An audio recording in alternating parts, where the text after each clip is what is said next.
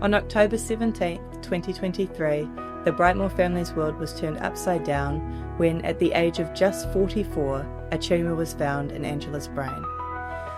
1 month later, they were introduced to the world that is hospice. This is Angela's story. Walking the final path together, a Hospice West Auckland podcast. Hello and welcome to episode 6. Last episode we were joined by Cherie, Angela's sister, and we heard all about her journey in supporting Aron and Angela. Today we are joined by Anita, who's one of the healthcare assistants here at Hospice West Auckland. Welcome, Anita. Thanks for joining us. Thanks for having me. We heard a lot about you and your colleagues last episode. And my first question before we even hear about what a healthcare assistant is, what is a sliding sheet? It's a tool. It's a tool to move people. Yeah, just when people are, struggling with being able to help. Yeah. Yeah, we use slide sheets just to move them around in bed or get them more comfortable without having to yank them. I like the way you made that sound really, really simple. Like, it's just a slide sheet. Simple. Yeah. I know, I cracked up and I was like, we had no idea. It was, that was interesting. Aron was making me think it's rocket science, but hearing you, I think it is. Well, you saw me with, you've seen me use it, so yeah. But it is a simple tool, but, when you're overloaded with, and you guys worked, you had so much information coming in, and then you've got this bossy Anita come in and, and then I'm giving you training sessions. Yeah. And, So, Anita, on that, training sessions, what is the role of a healthcare assistant? What do you do? Well, we're part of the community team. We work really closely with the nurses and the medical staff. And really we just fill up gaps of maybe when families need some education, just basics of caring for people sometimes. Sometimes it's, educating about, the end of life process. And because we have to find the right time for those kind of things. So sometimes it's the right time, sometimes it's not. And we have to be able to sort of read the room. Yeah, absolutely. And we've kind of coming up to this episode, we've been talking about the quick progression for Angela. And am I right in thinking that you started to come in, or your role played more of a role in Angela's journey as she started to change and deteriorate quite rapidly? Yeah, so I think the initial slide sheet session was quite early on. From memory, when that was more just kind of getting her out of bed and helping her more than us at that stage, and then and kind of that that, I guess, that final 3 weeks when when you guys really came in to kind of bail us out, really. And I remember the slide sheet thing we'd been shown initially, and then we never used it again until that 3 weeks, and it was kind of like, where's the slide sheet, and why are you guys not using it? It's like, we don't know how. And we got taken back through it again. I was like, actually, this we do need to use this now. And and I think, and we talked about this with Cherie, the last episode. I think when you guys came along, we were still taking her to the shower, and we were still taking her to the toilet and stuff like that. And I think and Cherie and I both agreed, like, we'd probably taken that further than it needed to, but but we didn't know until But you guys were also trying to keep things as normal as possible for Angela, and that's a real fine line. So that's something that often us HCAs or the medical team who come in, we're like, it's getting a bit dangerous now, not just for her but also you guys. You'll end up with an injury, she'll end up going to hospital because nobody can care for you because you hurt your backs, or so really a lot of that is us prepping families. So we come in, and maybe it was too early because in your mind it was like, we're not going to need this for a long time. So you sort of tuck it back, and I get it, and we often do have to repeat things because situations change really quickly, and it did with Angela. So, yeah. And I think we've reflected a lot on all the stuff that is going on, around Angela and Aron. There's the administration, there's the medical changes, there's the condition changes, there's looking after the kids. So to then try and figure out using equipment or how to adjust caring for Angela, keeping both herself and yourself safe is really important. I imagine the support and education and guidance that you provide, Anita, is probably one of the most important things that you're doing. And then caring for people, that sort of practical stuff. Yeah, so we, instead of the clinical side of it, the HCAs are doing the practical. Practical, hands-on. Yeah, and no situations are the same. So we kind of have to think on our feet and use the skills that we have and think, okay, well, look, I see the way you're doing that. Maybe we can do it a little bit easier. Yeah, and I think, and one of the big things there was, so a lot of the things we were doing was for her, and like you say, to keep things normal. So getting her to the shower and into the bathroom and things like that, and we thought, well, we're kind of keeping her moving, and that's a good thing, but also, kind of helping to keep her feeling normal as well, and then. I remember having the conversation, being like, "Hey guys, you can't keep doing this." Well, but how are we going to shower her, and how we get? Well, actually, you can't do that bit anymore, and she, we need to do a bed bath, and you kind of this picture in my head. You see a bed bath in a movie, and the nurse is kind of just and it's kind of real creepy and a bit yuck, but you come through and showed us how to do it and how to move her and be as kind of gentle as as we can, but actually make it so actually she does feel kind of clean and and respectful and all of that kind of stuff. That was so important too. It's about keeping her dignified and keeping her graceful, and everybody deserves that. So really as an honor to be part of that, where it can seem like a very small task for someone in my role where we do it a lot. Whereas, just hearing your guys, stories and how you felt, that really is quite heartening. Yeah. Yeah. And I think, when I remember when you first came and you're like, right, guys, this is what we're doing, this is how we're doing it, and this is what's going to happen. And, and I imagine that you can't be like that with everybody, but for us, it was like, yeah, okay, great. And it was, like, we became this kind of Formula One pit crew, right? Where it was like, right, rolling her over and you're doing all of this stuff, and it's like 5 minutes, and it wasn't 5 minutes, but you know what I mean? Like, it's just done quickly, but like, like I said, I'm sure you can't do that with everybody, because some people are, like, who does this person think she is? How do you manage that?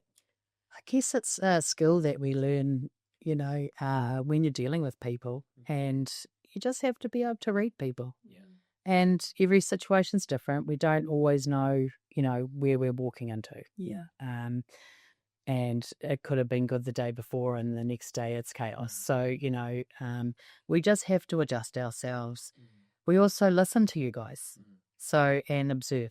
So, sometimes we can pick up, hey, this is missing, and this would make your life easier, or I'm going to teach them how to do that. And then they don't feel that they have to rely on somebody to do it, especially because you guys were such a hands-on family. And you wanted the best for her, and you did a phenomenal job. And I think that's really, really important that because we mentioned with Charlie's very briefly that we kind of had carers come in on a daily basis for a short period, and some of them were amazing and did a great job, but I think some of them may not have kind of read the room and been able to see that actually these guys have been doing this for a little while and they've been doing a good job. So me coming in and telling them, oh no, this is how we're going to do it, and we're going to, and this is what time we're going to do it, and all of that kind of stuff was, it was kind of part of the reason that, we were able to do it. And I think that's really, really important that, because we mentioned with Charlie's very briefly that we kind of had carers come in on a daily basis for a short period, and some of them may not have kind of read the room and been able to see that actually these guys have been doing this for a little while and they've been doing a good job. So me coming in and telling them, oh no, this is how we're going to do it, and we're going to, and this is what time we're going to do it, and all of that kind of stuff was, it was kind of part of the reason that, that you guys ended up getting involved in the end because we were like, well, we can't keep doing this. You know, and you know, while you were very matter of fact about what, again, you said, you know, you read the room and you knew that, you know, okay, they're not complete idiots and no, they can't use a slide sheet, but I'll teach them how to do that. But even if you don't want to use a slide sheet, we'll find an alternative. Yeah. You know, so you know, often I'm just like, we'll use the bottom sheet. Yeah. And read them out. It's all about just not hurting the patient, because a lot of the patients are really sensitive, and you know, and when they're bedbound, especially, they get really achy and sore, not just from their diseases, but you know, from being stilled. Yeah. And so, you know, people don't realize that, and how those moves are big moves now. For Angela, that was a big move. Yeah. Being rolled over and being cleaned and changed and that, but she was so beautifully cared for. You know, and you guys had already put that groundwork in, whereas, you know, sometimes I have to start from the very start with families, and so that is, it's an honour to have that role that we can go in and, even though I can be bossy tart sometimes. Sometimes it's needed in the situation. But You can walk into a room and go, okay, someone's got to take control, or just give some advice, and then others it's reading that situation. And my experience in the work that I've had with yourself and our other HCA is you guys have such an innate skill of being able to read the situation and adapt accordingly. And you guys go into quite often what are the high pressure situations. For Angela, it's when she's really started to deteriorate that you guys are coming in. So I imagine you're coming into some really challenging situations and trying to help people through that.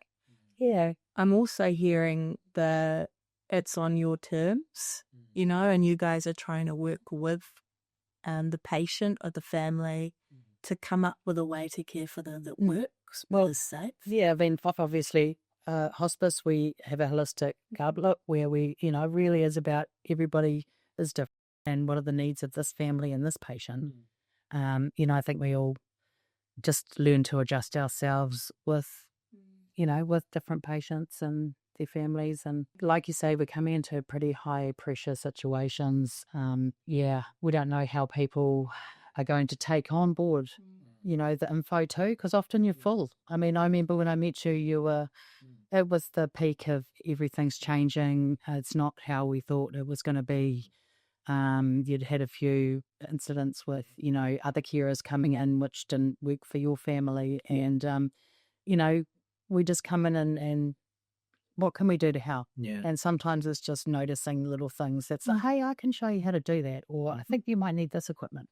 Yeah. And I think, and that's a massive part of it, right? Because we were in it day to day, right? So we, and we've talked about this before, you don't, you know, if you live with someone every day, you don't notice the changes until someone kind of points it out to you. And there was, you know, the moving her to the shower and things like that. There, you know, that was fine yesterday, but now all of a sudden that's not okay. And you're like, well, you know, and there would be times where, you know, like there would be times where I would take her to the shower and it would be easy and it would be, and you know, it'd be bang, bang, bang, done, and everything's done.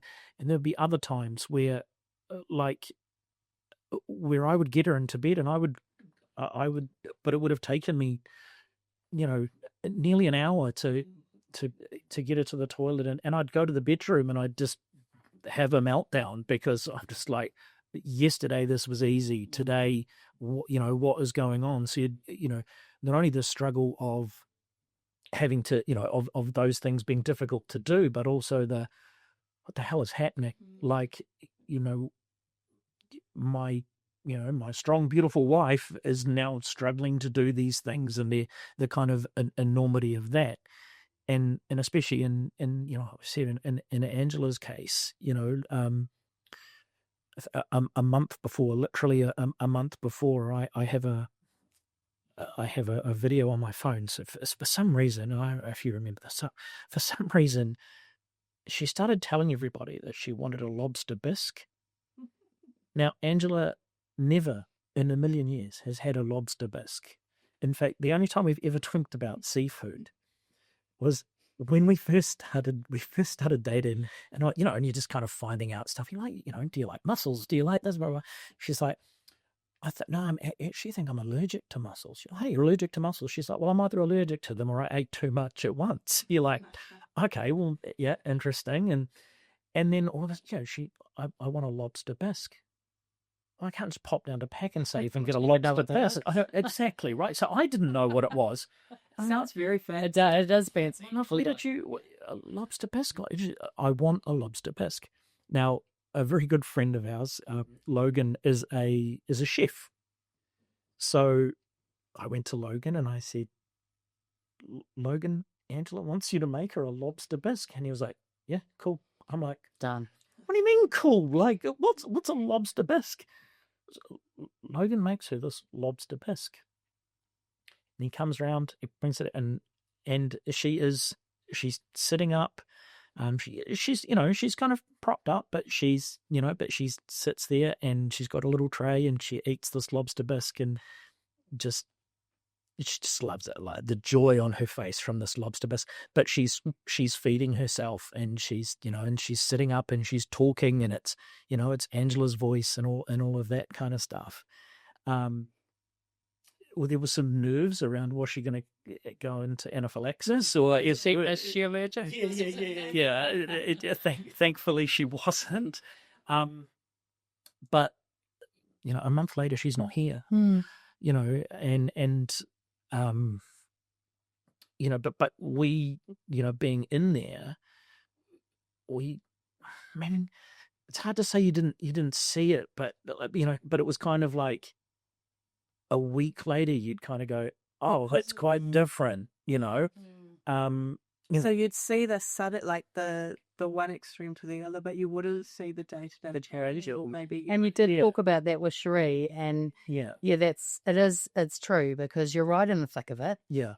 You're also hopeful. Yeah. You're trying to do the best you can do. And you're taking on information, all day long, your phone's ringing, you're dealing with the admin, you're dealing with, and then also dealing with your own emotions of, my wife is really, really sick and I can see now. And then, Cherie noticing, because she'd go home to Ruakaka and then she'd come back and, she's like, things have changed from last week, whereas it's hard to see. And that's a lot of our role too, is that we are eyes and ears really, and we notice changes and we report changes. So I might see someone one day and then the next day there's absolutely big changes gone on, and the family might not. They're like, oh, they're just a bit tired, or they've had visitors, but it's recognizing. So we learn how to recognize. It's a particular palliative care thing. I think I've learned from working in palliative care how to recognize these things, and it's like, I think we're going to change. Just like I came in and bossed you around and said, we're not doing the showers now. Yeah, 100%. So we're shutting that down. So how was that for you? Was that reassuring to have someone like Anita come in and guide you through it, or tell you it's okay for Angela not to have a shower? Yeah, absolutely. Like, because I see you kind of need to be told to a certain extent, because like you said, there's this hope, right? Like, she's just tired today. And then it's like, actually guys, we can't keep taking her to the shower. It's that you're not helping her, but they're not coming in and taking over and being like, to make us kind of feel like, well, you guys have been doing a crap job, so actually I'm going to have to come in and take over. It's like, hey, we can't do this, but what we can do is this, and still make you feel really good. Yeah, and it's just doing it a different way. Yeah, and sometimes you need that, like, because you would have carried on because you love your wife, and you would have been carrying her to that. I could imagine it. You would have been carrying her to the bathroom. Yeah.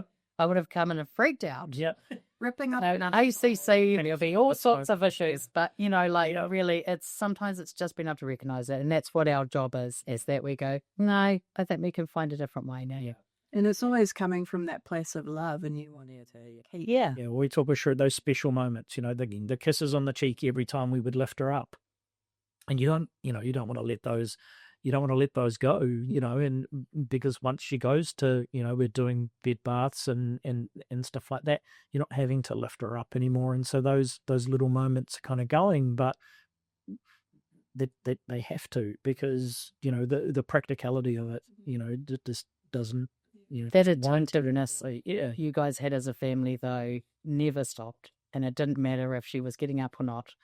You guys were by her side. She was just, I just was blown away by the care that she was given. And she was beautifully cared for. And that's what we want. So, if I can go and, educate families just, about these basic things that aren't so basic. Yeah. Paramount.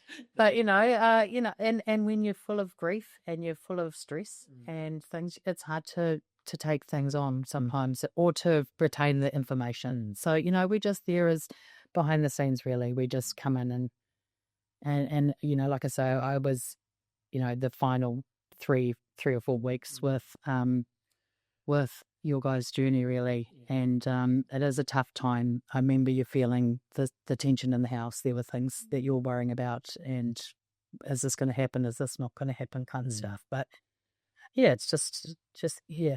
And I remember, even when she passed away, we were very lucky to also get to be hands-on afterwards. So when she was at the funeral home, we got Sheree and I got to dress her, and and we got to do a bed bath. Now we learned that from you, right? So that was another thing that we got to do.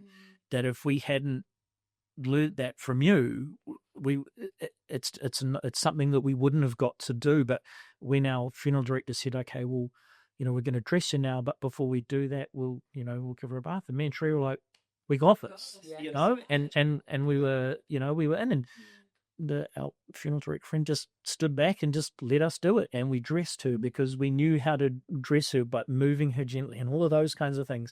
But that was all, if you guys hadn't been there, we wouldn't have known how to do that, and and not everyone is going to get to do those things, absolutely. But but for us that was a big thing. But it's lovely to hear. It really is. It's because I forget. We just take it for granted. We go out and do our job each day, and we feel the feels too. And some days we come home and we feel tearful, and because we're human beings, but. It's really lovely to hear the impact that, our team has had, really. Yeah. The good mahi we do out in the community. Sounds cool. And I think it can be quite understated. I think of, the day-to-day learning of caring for somebody. A lot of us in healthcare have based our careers on that. And so it's something that maybe is second nature to us. You're teaching people how to use slide sheets probably on a daily basis, for instance. But a family that's suddenly trying to learn that, how to care for somebody or adapt while going through everything else, I think to have that reassurance of someone like you, Anita, coming in, reteaching, going away, coming back, how's it going? Okay, let's go through it together. I think that there's such a profound impact that can have in supporting the family. But also providing them reassurance that it's okay if you don't get it the first time. Yeah. And we're not here. We don't come in to try and upheave your life either. Yeah. We're not coming in to tell you how to live your life or to change things in the home. Everybody's homes are different. Yeah. And, some people are more open than others, and that's okay too, because we're just going to roll alongside. Yeah. And, whatever needs doing on the day, we do it. Now, lobster bits. I'm coming back to those. I'm thinking about while Angela's going through her changing condition, and it's probably a question that comes up quite commonly, is nutrition for our patients. As a carer or as somebody that loves a person, quite often one of the ways we show love or that we're caring for somebody is we feed them. We get them nice food. But the transition or the progression of somebody's disease maybe means that they can't always eat the food that they're given. They maybe need to move to a soft diet and things. Was that happening for Angela, Aron? Yeah, so so we're talking a month before we're having lobster bisque, and she's able to feed herself, and you know, like a week later, it's Christmas Day, and she can't do those things, and and so you're having to feed her and stuff like that, and again, she she wouldn't, like it's a hard one because I don't know how it made her feel. But based on how I would feel in that situation, that's quite a big thing to all of a sudden be this, this independent, strong person to now having to rely on your loved ones to, to do those things for you. And so yeah, there was, quite a, Christmas Day. I remember having to feed her, and again, I would do it a million times over. And then as we kind of got closer, through January and things like that, when she stops eating or drinking at all, you're kind of like, well, what's going? I remember ringing the 24-hour, helpline and being like, she's not eating, like what is going on? Why is she not eating? Like, is something horrifically wrong outside of obviously a terminal illness? But like, what, is there all of a sudden this urgency? Yeah. Like, what do we do? It's like, actually, no, she's okay. It's just, this is part of it, and her body doesn't need that. But again, I think, and obviously everyone's situation is different, but I think the suddenness of all that. But she was eating yesterday. Yeah. She finished it, isn't it? Yeah. So this is also another part of our HCA role, is to spend that time with you guys and go, well, can I explain to you what's happening here? And that this is a natural part of the dying process. Yeah. And we would expect that somebody doesn't want to eat or drink. Culturally, people want to keep feeding, and they feel like they're not loving their person if they're not getting food in. But to be honest, I think anyone under palliative care, they can eat whatever they want. Yeah, and if they want BK for dinner every night, then they should get it. So it's not about needing the nutrition at that stage. It's really just meeting their needs and what they want. I want enjoyment. Yeah. Could I also think, like, and I don't know if this is the same for everybody, but her gradual, like, decline from, to not eating, when she would eat, there was like this hope. Do you know what I mean? Like,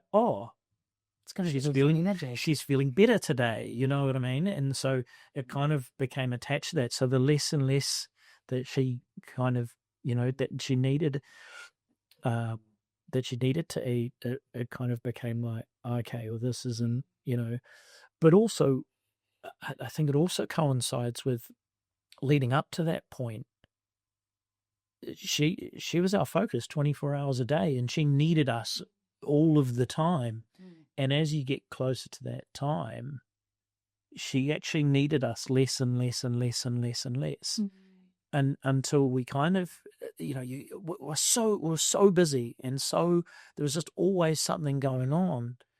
And, that kind of 2-3 week period beforehand, she needs you less and less and less. You're kind of just sitting there. Do you know what I mean? Like, you're just kind of waiting for, like, literally waiting for someone to pass away, and there's nothing else you could do. Limbo. Yeah, you're literally in limbo, just sitting there, and you're like, what do we do now? And so then, the things that we can do, the bed baths and the, and dressing her and all of those kinds of things, you're like, oh, okay, yeah, I'll do that. It's got a purpose. Yeah, because you've had this purpose for so long. In our case, not that long, but, But what an honour, to be able to do that for your wife, right to the end. Yeah. And, I take my hat off to you guys, because, you did a wonderful job, and it's not an easy thing. It's probably the hardest thing you're ever going to have to do. But seeing just how you guys worked as a team, and you were the well-oiled machine that Cherie said, because they were. Absolutely. Everybody had their role. Everybody knew what was going on. This is going to happen this time. Anita's coming at this time. We're going to, and that's how your days went. Yeah. Along with, visitors and family, and visitors and people, and I just remember, because I met you at a really tough time. Yeah. And the stress levels were like up there. Yeah. But, to be able to help in that little way, I think it's really meaningful for me. Yeah. Okay? So, I feel grateful that I've had the opportunity to be part of this journey for you guys, albeit a very small part, And how do you deal with that, Anita? Because you're coming in at such a crucial time, quite a lot of the time in such a short time too. That's a lot for you to come in and out of and hold. How do you manage that? I think we all find ways to manage it. We've got a fantastic team, and we talk to each other, and we can download it, share our experiences together, and that makes a huge difference. Our after hours girls take a lot of phone calls from me on the way home. I need to get this out. Just gotta have a meltdown. But it's because you can feel, that sometimes it just doesn't seem fair, and even though it's not my loved one, you come away with those feelings. So, I listen to loud music, I swim, I go in the rain, or I talk to my clinical supervisor. So we have tools that we use, but we are human too, and some days are really tough. Yeah. Absolutely. And I mentioned, because I know in our scenario, we had Anne, one of the HCAs, come in very early on, and the slide sheets and what can we do and all that kind of thing, and then they don't, then you kind of let us get on with it, and then come back at that very late stage. Like, how was that like? Because the difference in the person from the first time that you see them to to potentially the next time that you see them must has the potential, I'd imagine, to be huge. How was that like? Yeah. Personally, I do a bit of prep before I go, if I can. Sometimes I don't get the opportunity, but we speak as a team. So we all work together. We discuss our patients as a team, and to be able to follow. So, okay, things are changing there. Even though I haven't gone in, I could go back, but I can see what's going on. I can read the notes. I can. So, I don't think you can ever really prepare. Yeah. Because you don't know what's going to happen. But you just got to roll with it. Yeah. And the fact that we've been invited in. Yeah. It can be really tough. It's massive. Yeah. To be able to allow others to be able to come and help, and just show you things without making you feel like you're stupid. Because you're certainly not. Yeah. But it's something you've never done before. Yeah. And it's the hardest thing in the world. And that's it. Like Esther said, it's a balancing act, right? Like, we've got to get this done, but you don't want to kind of overstep the mark as well, right? Like, yeah. We'll take over if you don't. No, if you as well. No, and I never take over. No. But sometimes the direction is needed. Yeah. Rounding them up. We might practice on grandma and put a nappy on here. We might, I recruit family members often for little training sessions. It's like, so getting people involved, hands-on, I think it's, it's empowering them to be able to get through and do this. And you're also like, you guys, especially the HCAs, and correct from wrong, but like you, from my experience, you come in not only at a stressful time, but you're actually also dealing with some of the most intimate times too, right? Like dressing people, and like you say, putting adult diapers and things like that on people. Like that's quite a big thing for some people, right? Like, how do you manage that? We just manage. Yeah. Because it is keeping their dignity. Yeah. And so if I come from that mindset, I think it makes a difference. So if I sometimes I put myself in the situation. So I try to put my feet in someone else's shoes. And if I was in this situation, what would I want? Or what would I need? So yes, it can be quite a thing for us to, as an adult, to wrap our heads around wearing some incontinence products or, but actually the other side of it, it keeps them dignified. Yeah. They're not going to be left in a mess. Yeah. They can still manage, those things can manage. And so it's not as, I look at it differently, I think now, not that I've ever had to be in that situation myself, but I think if I ever get to that situation, I'd understand too. And so I do have to spend a lot of time with families encouraging, hey, it's now getting a little dangerous to walk to the toilet and like you're having all these falls, let's try an alternative and then at least you don't have to rush and then you're still dignified, that kind of thing. So I think just looking at it through your guys' eyes, it makes a difference. I think there's such a value in time as well as healthcare professionals. When we think of your role, Anita, it can be at such personal times for people. Taking the time with them, having patience, building trust, relationship must be so important then for them to allow you into their space. Hey? Yeah, a lot of rapport building. Sometimes we get the opportunity to do that, but other times things happen really quick. Yeah. And sometimes I might meet people once or twice, and others, can be long term. So, it's definitely important to be able to have the opportunity to build that trust because we're coming in the most intimate of times, and it can be tough. It can be tough too. But I always step back and go, I'm not having to do this. I'm just coming in as as somebody on the outskirts, and that keeps me in check. Yeah, right. So sometimes it's like, okay, even though I can feel all those emotions from everyone, and it's like, man, I just want to have a big cry with you. And sometimes I do. So I'm not going to lie, but in the other sense, we're just coming in as professionals, and we're here to walk alongside. Yeah. So, rapport building, massive. When we can, right? Sometimes maybe it's acknowledging, saying, I know this is not comfortable.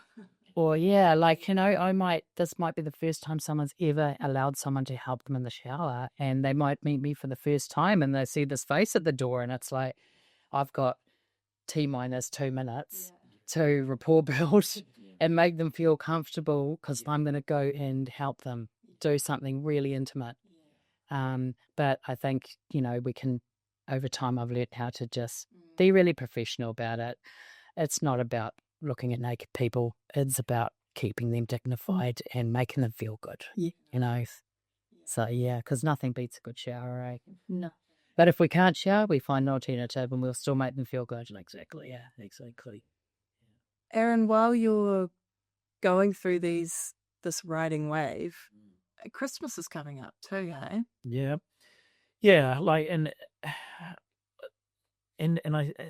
while I wasn't like, yes, I was noticing changes. Again, not probably at the rate that say someone like yourself would notice. Who but outside of that, you've got friends and family that that they're not. They're not there so often, and because it happened so quickly, and we talked about this with Sheree, if you kind of weren't there to see it, I don't think people expected it to happen so quickly, and so I remember in Angela's phone getting messages. Oh, Angela, you're not answering your phone. It's like, and I would see these messages, and I'm like, yeah. No, you're right. She isn't, and I think we talked about it before. Like even, like the hospital staff and they're ringing Angela and kind of saying, "Oh, she missed an appointment." What do you mean she missed an appointment? She didn't even know she had an appointment. Like, and I remember, Christmas Day, and it was one of those tough mornings, and not just because it was a Christmas, but stuff had happened, with Angela that morning, and she didn't really know what was going on, and in the meantime, you're getting messages from friends and family, all well-meaning and things like that, but it's like, I hope you guys are making really nice memories and stuff like that, and you're like, and after kind of 3, 4, 5 of these, by this stage, because of everything that's going on, I haven't got anything for us to have for breakfast. The kids are kind of like a bit kind of what do we do here kind of situation. Angela's had an accident, and so I've had to kind of sort that out. And I hope you're making wonderful memories. And I'm like, and I just remember it got to the point where I was just like, this is the worst day of my life, like, no, I'm not making memories. Here's all of the things that have gone wrong in a 2-hour period, and not happy Christmas, not a happy Christmas at all. But like I said, like going from, the 18th of December, Lobster Bisque Day, and, being, Angela, to a week later and like, what is going on here is like, and then you've got the emotion of Christmas Day, and it's meant to be this happy day, and spending time with family and stuff like that, and you're like,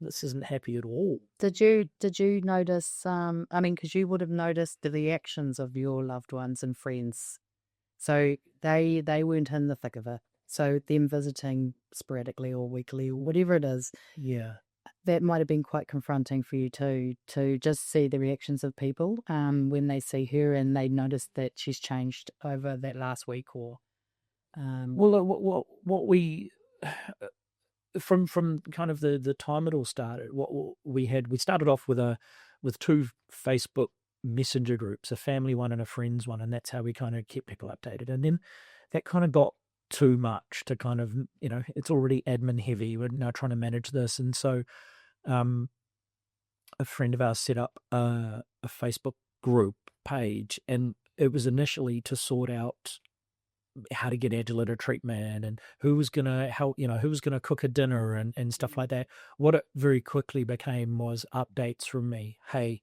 this is where we're at. This is what's, kind of keeping people as updated as I could, like kind of a weekly thing of, and I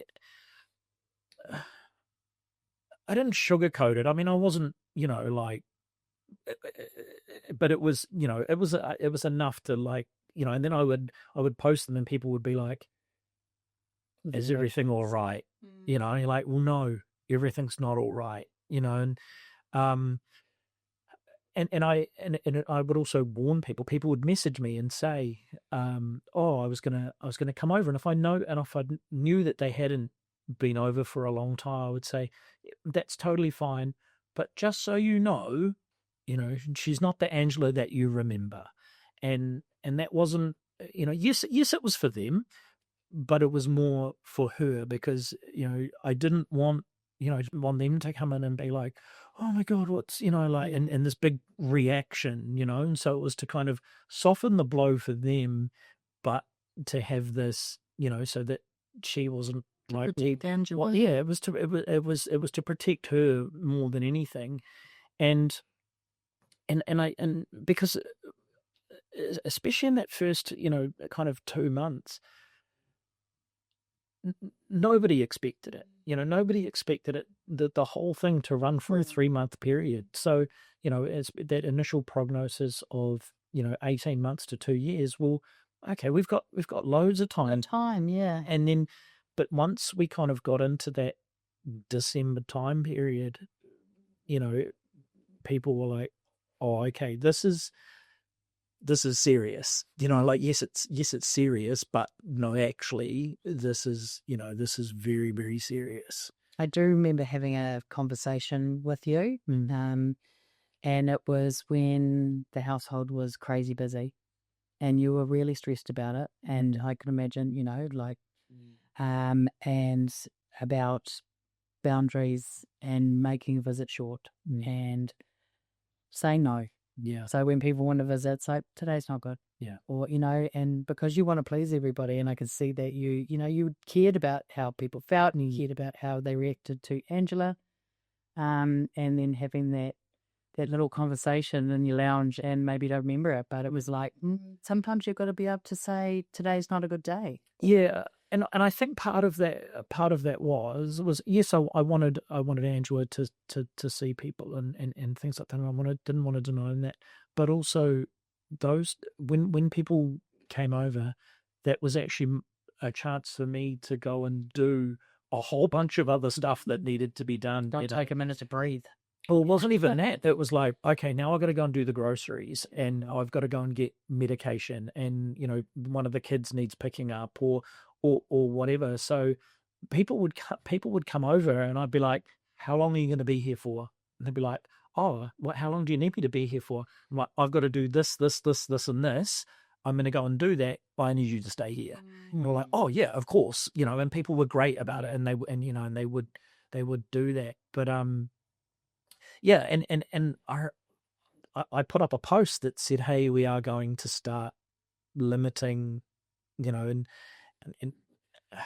we probably didn't do it really until kind of the week before, and it was like, I mean, and it's not that you don't have to have to do that, but feeling overwhelmed. Yeah. Oh, absolutely. There were days where you would tell that Aron was absolutely at his limit. Wheels are going to fall off if he doesn't get a bit of space right now. Aron needs some time out. Yeah. Yeah. I feel like that's one of your ways. That's kind of one of your love languages, though, Aron, as well, in that you are the practical, caring guy. So for you to be the husband that you wanted to be for Angela through this, it was, I'm going to get these things done for you. Yeah. And I'm going to, because I know how popular you are and how much you are loved and adored by so many people, I'm going to try and allow these spaces where they can, your loved ones can come and have those moments with you. And you don't want to be a gatekeeper. You don't want to, you don't want people to be like, "Oh, I'm going to go and see Angela, and Aron might let me," and and then that's kind of, because that stuff happens, and that stuff does bubble away. But but that was a part of it, is like, I just want you to, see all of these people that love you, and talked about how many people were, at a funeral, like that many people came to our house, And yes, you don't live in a mansion, No, so it's a little snug, when there's 20 people and a hospital bed. Yeah. It's Yeah, I know you did. Yeah, it's so huge, and just to hear those your guys' stories, it's massive. It means a lot to know more about the behind the scenes, really, because we come and go, and we deal with the clinical side and the practical things, but those emotional things we see them. But it's good for you to hear your stories about it and how you felt. So, well, I say this too. I've said this to Charlie, and we've talked about it. We've talked about it a lot. But I guess following on from that, and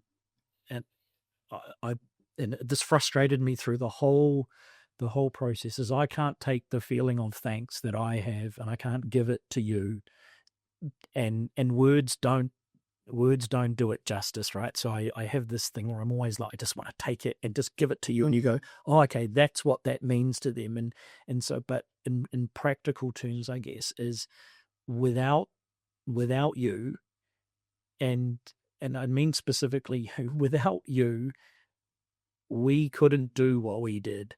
So you said a couple of times that we did a great job. We did a great job because you did what you do every day, and without you, she wouldn't have been at home. We couldn't have done all of those things.